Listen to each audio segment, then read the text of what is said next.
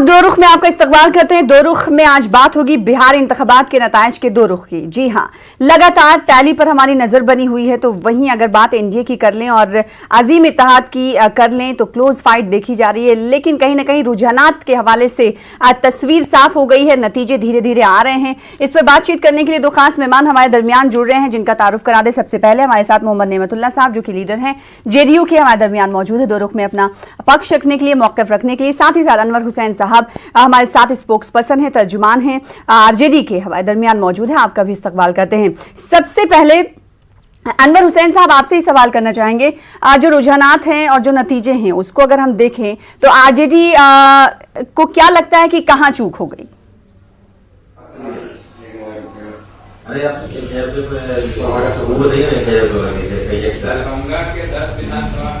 अनवर साहब, आपको आवाज मेरी मिल पा रही है? देखिए, अभी कहना मुश्किल है, इसकी एनालिसिस बाकी है।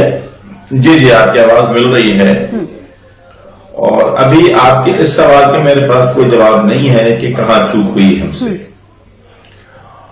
मेरा अंदाज यह है कि ये पूरे नेशनल लेवल पे चूक हो रही है अपोजिशन पार्टियों से। वो ये है कि वो ईवीएम की लड़ाई सीरियसली नहीं लड़ रहे हैं, और अब तक ईवीएम के खिलाफ बयानात तो हमारे लीडरों के आते हैं, मुख्तलिफ पार्टियों के आते हैं, लेकिन ईवीएम के खिलाफ कभी सड़क पर हमने उतरने की कोशिश नहीं की है।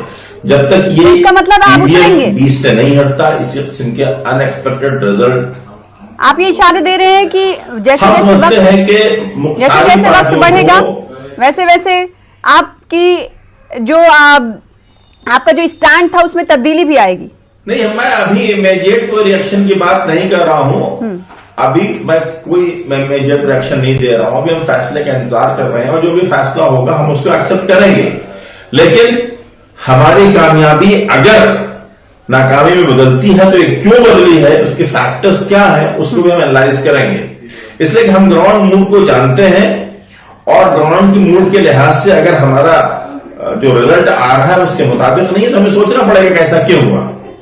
बिल्कुल। और दो रुख प्रोग्राम है तो दो रुख क्या होगा, पार्टियों का क्या है, हार और जीत और रुझानात और जिस तरीके से नतीजे आ रहे हैं उन पर पार्टी लीडरान के रुख का क्या है, मतलब ये हम जानने की कोशिश करते हैं। रुख कर लेते हैं नेमतुल्लाह साहब का, जो कि जेडीयू के लीडर हैं, हमारे दरमियान मौजूद है। नेमतुल्लाह साहब, आपकी पार्टी से भी ये सवाल करना जायज है कि आखिर चूक कहां हो गई? आप तो रियासती पार्टी, आप बड़ी पार्टी हैं रियासत में, लेकिन बीजेपी बाजी मारती हुई दिखाई दे रही है।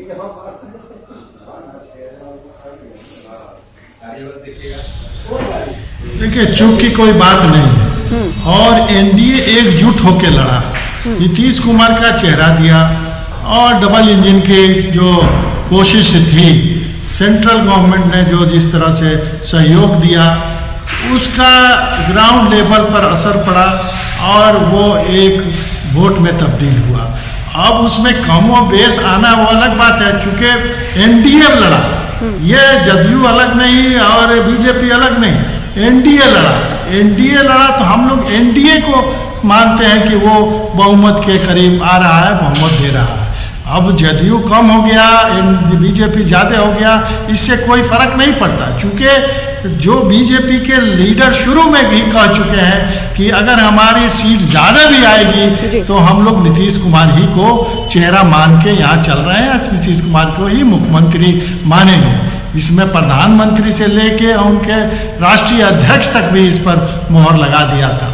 इसलिए अब जो नीतीश कुमार ने कैंपेन किया तो सिर्फ अपने लिए नहीं किया, सारे पार्टियों के लिए किया, जो गठबंधन के लिए किया, और उनके लिए जो वोट गरीब गुरबा का और औरतों का, महिलाओं का, ओबीसी का, अक़लियत का, सारा जो वोट मिला वो एनडीए के लिए मिला। और उसमें बांटवारा नहीं हुआ कि ये बीजेपी के लिए दे रहे हैं, ये जदयू के लिए दे रहे हैं। अब उसमें जदयू कम आ गया और बीजेपी नहीं, बंटवारा आप कह रहे हैं नहीं हुआ, लेकिन पार्टी का चुनाव निशान भी तो अहम होता है ना सर, नेमतुल्लाह साहब। आप लोग उम्मीदवारों को आप लोग उम्मीदवारों को उन्हीं हलकों से उतारते हैं चुनावी मैदान पर जहां उनका ग्रिप ज्यादा होता है, तो इसे भी नकारना सही नहीं है। और तो थोड़ा सा लोजपा हमारे लिए नुकसानदेह साबित हुआ। आपसे बात साफ कहने में उन्होंने जहाँ जहाँ मेरे कैंडिडेट थे तो वो वोट कटवा के रूप में साबित हुए। तो एलजेपी कहीं ना कहीं नुकसान पहुंचा रही है जेडीयू को, ये आप मान रहे हैं पूरी तरीके से। निमतुल्लाह साहब, ये तो आप नेशनल टेलीविजन पर एक्सेप्ट करते हुए दिखाई दे रहे हैं कि जेडीयू के लिए भी कहते हैं। आप देखिए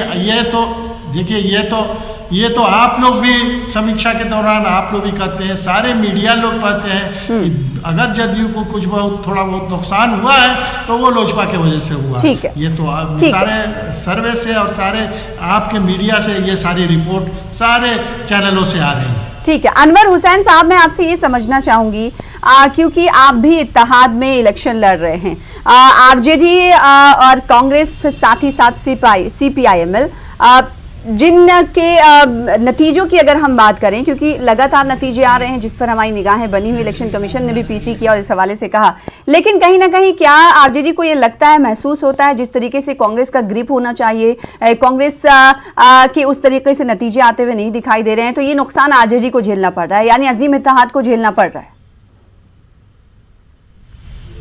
क्या ऐसा माना जाए? हाँ, हमारी बहुत सारी मजबूत सीटें जो थी वो कांग्रेस के हिस्से में चली गई। बहरहाल रिजल्ट उसका अभी हमारे एक्सपेक्टेशन के लिहाज से नहीं आ रहा है। हम इसका भी तजिया करेंगे कि कहाँ क्या हुआ, कांग्रेस की वीकनेस रही, क्या रहा क्या नहीं रहा, इसको देखा जाएगा इस इलेक्शन के बाद।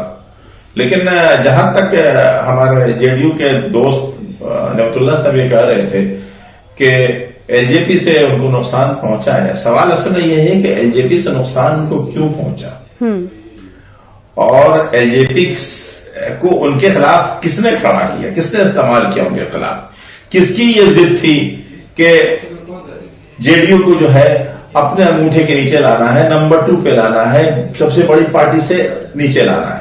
अब आप जरा रिकॉर्ड देख लीजिए हमारे नीतीश कुमार जी का, कभी उनको इस बात की लड़ाई थी कि प्रधानमंत्री हमारे साथ स्टेज शेयर नहीं करेंगे, उन्हें प्रधानमंत्री के साथ मोदी साहब के साथ खड़ा होना मंजूर नहीं था। फिर उसके बाद कभी उन्होंने आरएसएस मुक्त देश का नारा लगाया। आज उनकी मजबूरी ये हो कि आज उनके साथ ये बर्ताव किया भाजपा ने कि प्रधानमंत्री के पोस्टरों पर, भाजपा के पोस्टरों से नीतीश कुमार का चेहरा गायब कर दिया गया। ये क्या सिग्नल्स दे रहे थे अवाम को? ये अवाम को ये सिग्नल दे रहे थे कि जो परेशानियां हैं, जो अनएम्प्लॉयमेंट है, जो प्लायन है, शिक्षा में की जो तुम स्थिति देख रहे हो, स्कूलों में जो पढ़ाई नहीं हो रही है, हॉस्पिटलों में साहब क्या कह रहे हैं उनको भी सुन लेते हैं, साथ ही जिम्मेदार हम नहीं है, सिर्फ ये अकेले नीतीश कुमार के हैं। और शायद भाजपा उनका भी आरजेडी का भी स्ट्राइक रेट कम है, 144 पर वो खड़े हुए थे और आज कितना है 60%। और देखिए लोजपा में तेजस्वी यादव जो है राघोपुर से 7,000 से लीड कर रहे हैं और 12,000 लोजपा वहां वोट काट लिया। आप ये बात देखनी चाहिए किसका नुकसान, तेजस्वी यादव भी अगर लोजपा नहीं रहता तो तेजस्वी यादव जी भी हाथ चलते। भाजपा के उन्होंने सवाल उठाना शुरू कर दिया, उन्होंने कहना शुरू कर दिया है कि नीतीश कुमार सीनियर लीडर है, वो सेंटर में चले जाए। जाहिर सी बात है, और अश्विनी चौबे ने ये बात उठाई है कि नीतीश कुमार सीनियर लीडर हैं, वो कैबिनेट में मिनिस्टर भी बन सकते हैं, ऐसा इशारा भी दिया जा रहा है। क्या ऐसा मुमकिन हो पाएगा या ऐसा मुमकिन होगा? अंदर खाने क्या कुछ बात चल रही है जेडीयू में और बीजेपी में, ये हम जानने की कोशिश करेंगे। क्या कहेंगे इस पर, क्या कुछ रिएक्शन होगा नियमतुल्लाह साहब आपका? ऐसी कोई बात नहीं है, जब प्रधानमंत्री से ऊपर कोई है नहीं ना, जब प्रधानमंत्री कह दिया, होम मिनिस्टर कह दिया और पार्टी का राष्ट्रीय अध्यक्ष आके मोहर लगा के चला जाता है, तो फिर बीच में किसी के कहने का कोई मतलब नहीं रहता। और बनेंगे तो मुख्यमंत्री, बिहार के मुख्यमंत्री नीतीश कुमार जी ही बनेंगे। अब ये क्यों बेचैनी धर लिया ये लोग, कौन बनेगा कौन बनेगा? अगर मेजोरिटी हम लोग की आ गई और हम लोग उसका बनाए हुए हैं लगातार एनडीए का, तो इसलिए वो चीज होगा। और इसलिए मुख्यमंत्री का वोट जो लेंगे वो नीतीश कुमार ही लेंगे। जिस तरह से रुझान आ रहे हैं और पूरा अभी तो 2 करोड़ और वोट गिनती के लिए बाकी है। अब उसका भी क्या नतीजा आता है, सारा वोट हो जाने के बाद से नतीजा आ जाएगा, उसके बाद से सारी बातें आपसे फिर हम मिलेंगे और बात होगी। अनवर हुसैन साहब, जेडीयू तो ये कह रही है कि नतीजे आ जाने दीजिए, फिर उसके बाद बात होगी। क्वेश्चन हम पूछते हैं जी अनवर हुसैन साहब, किस बात पे बात होगी उसके बाद? ये कह रहे हैं कि किस बात पे बात होगी? जब हम जीत जाएंगे, हमारी सरकार बन जाएगी, कितनी सीटें हमारे खाते में गई, उसके बाद हम बात करेंगे, लबकुशाई तब करेंगे। नहीं, मैं तो ये पूछना चाह रहा हूं आपसे होगी सरकार, नीतीश कुमार नहीं बनाया गया, जाएंगे, वो उसके बाद सरकार में बैठे होंगे, बात होगी, बात तो बंद हो जाएगी थोड़ी। नहीं, वो प्रधानमंत्री का हवाला दे रहे हैं, उनकी बात का हवाला दे रहे हैं। मैं कह रहा हूँ चैनल पर तो हम आएंगे, कि प्रधानमंत्री जो है जुमलों के प्रधानमंत्री में है, और उनके जुमले मशहूर रहे हैं। अपना समीक्षा कीजिएगा, कहाँ आपको चूक हो गई, इसलिए हमने समीक्षा करेंगे, ये बात होगी, इस पर पकड़िए मत, चैनल पर आके हम लोग बात नहीं करेंगे क्या? बंद हो जाएगा, इसके बाद से काउंटिंग के बाद से चैनल पर आना बंद हो जाएगा। आप ये बताएं ना, तो नहीं होगा, आप बुलाइएगा जब भी जरूरत होगी, जब भी बुलाइएगा, हम लोग आने के लिए तैयार हैं, हम लोग आएंगे, बात होगी, बिहार के बारे में बात होगी, बिहार के विकास के बारे में बात होगी, बिहार के संगठन के बारे में बात होगी, बिहार के आम आवाम के बारे में बात होगी, विकास जो किया है उससे और आगे बढ़ चढ़ के जो नीतीश कुमार करेंगे उसके बारे में बात होगी। यही तो अंत नहीं ना है। तो नियमतुल्लाह साहब, एक सवाल आपसे मैं करना चाहूंगी, क्योंकि आरजेडी इस हवाले से जेडीयू पर लगातार हमला आवर रही है, और ये सवाल यहाँ पर भी करना बेहद जरूरी हो जाता है, क्योंकि अनवर हुसैन साहब खुद इस पर अभी बात कर रहे थे कुछ देर पहले। उन्होंने कहा कि एलजेपी जेडीयू के लिए दर्द-ए-सर है, लेकिन ये बीजेपी की जरूरत थी।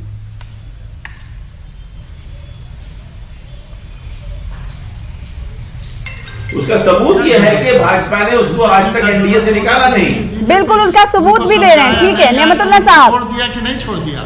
जब एलजेपी एनडीए के लिए दर्द-ए-सर है, तो आप एलजेपी एनडीए के साथ क्यों है? अगर कैबिनेट मरकज की बात करें तो आखिर क्यों है? ये सवाल लगातार बनता है, उठता है। आप ये मान रहे हैं कि जेडीयू को नुकसान पहुंचा रही है एलजेपी? मजबूरी में नहीं है भाजपा की कि अगर चिराग पासवान निकल जाएंगे तो हुकूमत गिर जाएगी। इससे क्या ये माना जाए कि नीतीश कुमार के कद को कहीं ना कहीं बीजेपी कम करना चाहती है, छोटा करना चाहती है? नियमतुल्लाह साहब, बीजेपी के नियमतुल्लाह साहब जानबूझ के इतना मूड मत बनिए, और कहा कि वो आप भटकटवा बन के रह जाएंगे, बहुत लंबा तो वो अब जाए, उनको समझाया गया, उनको सीट दिया गया, तो वो भटकटुआ बन के रह जाएंगे। ये साबित कर दिया इस चुनाव में कि उनकी क्या हैसियत रह गई है। नहीं, वोटकटुआ तो ठीक है, आप वोटकटुआ की बात कर रहे हैं, लेकिन मेरा सवाल ये है, ये बताइए आपके मुझे बोल लीजिए, इनकी पार्टी के कुछ सीनियर लीडर जब उनको टिकट नहीं मिलता है तो एलजेपी ज्वाइन करके वहां से इलेक्शन लड़ते हैं, तो पार्टी उनको निकाल देती है अपने यहाँ से, और वो आपका अलायंस पार्टनर जो आपके यहाँ ऊपर अलायंस में बैठा हुआ है वो खुली बगावत करता है, आपके स्टेट इलेक्शन में आकर आपकी पॉलिसी के खिलाफ जाता है और आपके पार्टनर को, गठबंधन को हराने का काम करता है। उसके बाद आज तक भाजपा जो है उनको निकालने का काम नहीं कर रही है, उसके पीछे क्या स्ट्रेटेजी है बताइए नियमतुल्लाह साहब।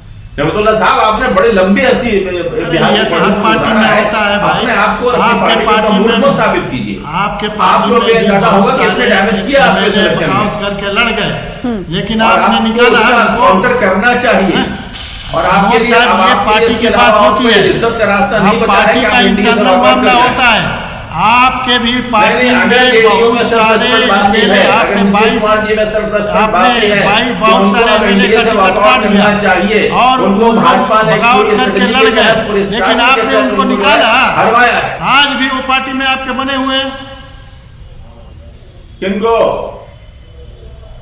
इसलिए ये पार्टियों का इंटरनल मामला है। किनको निकाला? इसलिए हर पार्टी में होता है। किसको निकाला? नियमतुल्लाह साहब, अनवर हुसैन साहब ये पूछ रहे हैं किसको निकालने की बात आप कह रहे हैं, निकाला या नहीं निकाला? आपने किसको निकाला भाई बताइए, तुमने किसको निकाला? एमएलए क्या है, कई एमएलए बगावत करके लड़े हैं, उनको निकाला है। नहीं, यहाँ जो गठबंधन का चेहरा था, आपके गठबंधन का, आपके अलायंस का जो चेहरा था बिहार में इलेक्शन का, जिसको 13-15 साल से अपना चेहरा बनाए हुए थे, उसके खिलाफ आपके जो है भाजपा कुछ साजिश कर रही है, कुछ कॉन्फ्रेंस कर रही है, डबल प्लान स्ट्रेटेजी लेके चल रही है। एलजेपी को, चिराग पासवान को अपना क्या नाम है, एक नया स्पोक्स पर्सन बना खड़ा कर रही है। और मुसलसल वो कुछ नहीं करते रहे पूरे इलेक्शन में, मुसलसल वो नीतीश कुमार की खबर खोदते रहे, नीतीश कुमार पर हमले करते रहे और भाजपा खामोश रही। भाजपा ने डिफेंड नहीं किया। एलजीबी को बता रहे हैं अनवर हुसैन साहब, यहां तक कि भाजपा ने इतनी बेइज्जती की है नीतीश कुमार को कि अपने पोस्टरों से नीतीश कुमार का चेहरा हटा दिया, जैसे कि Nitish Kumar was a double, Nitish Kumar की वजह से उनका वोट कटेगा।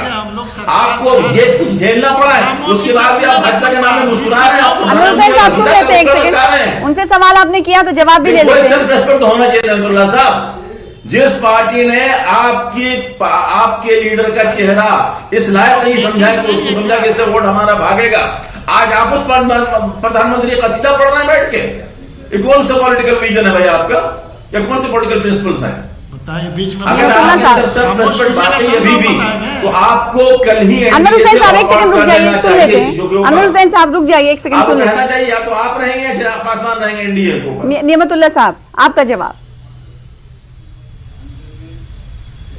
देखिए, अब ये फैसला यही करेंगे कि हम रहेंगे या चिराग पासवान रहेंगे। अरे पहले इनको खामोश कीजिए, पहले सुन लें, पेशेंस रखें। उनकी बात खामोशी से हम सुनते हैं, मेरी भी बात खामोशी से सुने। ये इन लोगों का कल्चर है, ये लोग किसी की बात नहीं सुनते। नीतीश कुमार जी जिस तरह से संयम से काम लेते हैं और जिस तरह से नीतीश कुमार का चेहरा है, वो नीतीश कुमार का चेहरा एक्सेप्टेबल है और इस चीज़ को बीजेपी वाले एक्सेप्ट करते हैं।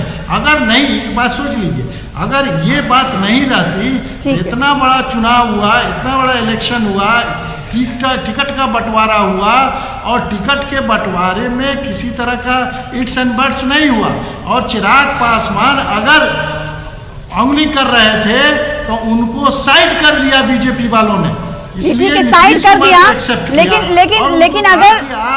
लेकिन अगर 122 का मैजिक फिगर जेडीयू और एनडीए के हक में नहीं होता है तो क्या अलाई होगी एलजेपी? नेमतुल्लाह साहब, कई लीडरों से हम ये पूछ चुके हैं, आपका भी जवाब लाजमी है जी। अगर एनडीए के पास मैजिक फिगर नहीं होता, यानी 122 का आंकड़ा नहीं पहुंचता, सरकार बनाने तक नहीं पहुंच पाती है एनडीए, तो ऐसे में किस अलाई पार्टी को आप लेकर साथ चलेंगे? तो देखिए ना, अरे वो हो जाएगा, उसमें कोई चिंता की बात नहीं। फाइनल रिजल्ट आने दीजिए। कौन होगा? 30 से 35 सीट, 130 से 35 सीट आने वाला है। कौन होगा? वही सवाल है, कोई चिंता करने की बात नहीं। फाइनल टैली आने दीजिए, फाइनल रिजल्ट आने दीजिए, एकदम कंफर्म है इस बात को, एकदम कंफर्म है। और 130 और 35 सीट ठीक है। तो जेडीयू का ये कहना है कि उन्हें किसी की सपोर्ट की जरूरत नहीं होगी। आरजेडी से अनवर हुसैन साहब हमारे दरमियान लगातार मौजूद है। अनवर हुसैन साहब, आरजेडी ने 2015 में 80 सीटें जीती थी, जब सिनेरियो पॉलिटिकल अलग था और 18% तकरीबन आपका वोट शेयर था। इस बार के जो रुझानात हैं और नतीजों को देखकर आप क्या कहना चाहेंगे कि सिर्फ आरजेडी को और अजीम इत्तेहाद को कितनी सीटें मिलेंगी? क्या अनुमान लगा रहे हैं आप? मुतमईन हैं? लग रहा है कि कुछ तब्दीली होगी, कुछ करिश्मा होगा?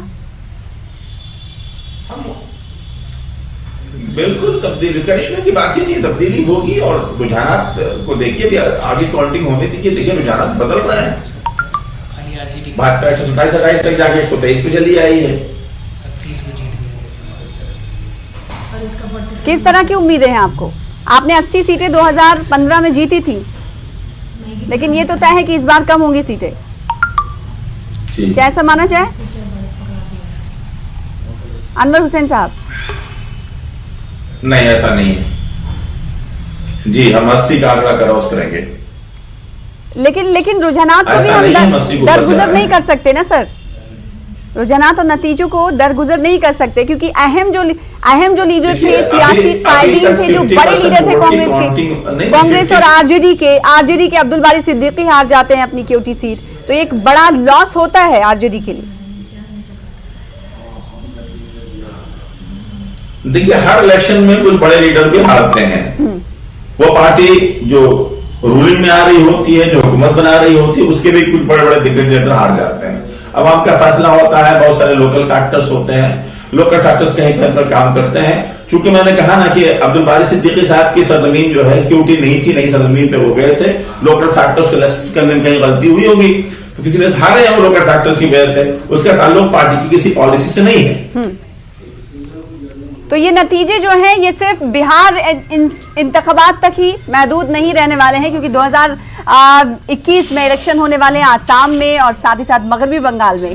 क्या इन इंतखाबात के नतीजों का असर मगरबी बंगाल और आसाम पर पड़ेगा, ये हम जानेंगे नेमतुल्लाह साहब से। क्या लगता है कि आने वाले दौर में जो इंतखाबात होने वाले हैं आसाम और मगरबी बंगाल की रियासतों में, आपकी अलाई पार्टी बीजेपी वहां पर अपने दामन को वसी कर रही है, दायरा वसी कर रही है, क्या उन्हें वहां फायदा मिलेगा? नेमतुल्लाह साहब, बिल्कुल फायदा मिलेगा, इसका असर पड़ेगा। बिहार से जो हवा चलती है। ठीक है, अनवर हुसैन साहब, क्या आपको लगता है कि फायदा मिलने वाला है जाती है जिन रियासतों में इंतखाबात होंगे बीजेपी को? कतई फैसला नहीं मिलेगा। ठीक है, तो ठीक है, आरजेडी का ये कहना है कि आने वाले इंतखाबात पर इसका असर नहीं दिखाई देगा, यानी इन नतीजों का कोई असर नहीं होगा। तो वहीं अगर जेडीयू की बात करेंगे तो जेडीयू का सीधे तौर पर कहना है कि आने वाले इंतखाबात पर बिहार के इंतखाबी नतायज का असर जरूर पड़ेगा। आप दोनों खास मेहमानों का बेहद शुक्रिया अदा करना चाहेंगे प्रोग्राम दो रुख में शामिल होने के लिए। फिलहाल मुझे इसी के साथ दीजिए इजाजत, कल फिर बड़े मुद्दे के साथ हाजिर होंगे दो रुख प्रोग्राम में, तब तक के लिए आदाब।